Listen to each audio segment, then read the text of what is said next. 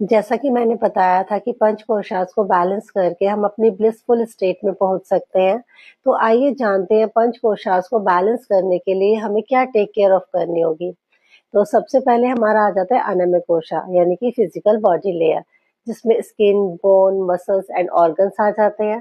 तो हमारी जो फिजिकल बॉडी की जो हेल्थ होती है वो डिपेंड करती है किस पर करती है, डाइट पे, लाइफस्टाइल एंड हेल्दी रूटीन पर।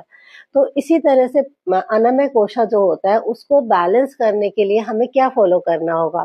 प्रॉपर स्लीप, सात्विक फूड, योगा एंड डिसिप्लिन। तो सेकंड में आ जाएगा प्राणमय कोशा यानी कि एनर्जी बॉडी, जिसको लाइफ फोर्स लेयर भी कहते हैं।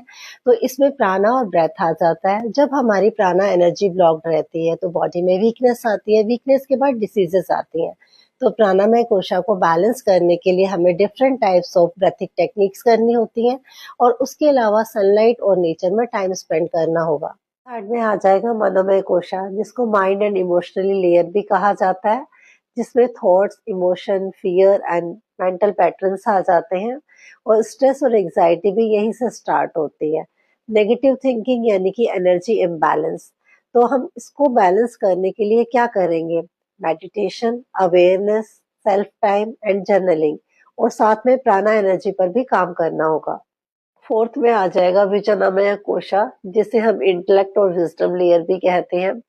इसमें हमारा intuition, clarity, inner guidance, decision making power सब आ जाता है।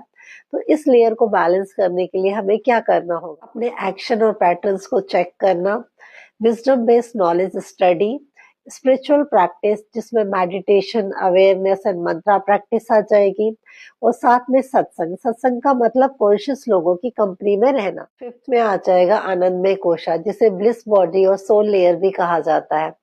ये वो लेयर है जो माइंड और बॉडी से भी आगे है। ये वो स्पेस है जहाँ कोई फियर नहीं होता, ओनली ब्लिस होती है। बट इसको टेक केयर करने के लिए यानी कि इसको बैलेंस करने के लिए हमें क्या करना होगा? डिवोशन विद लव यानी कि भक्ति, दूसरा प्रेयर, मेडिटेशन एंड ग्रेटिट्यूड।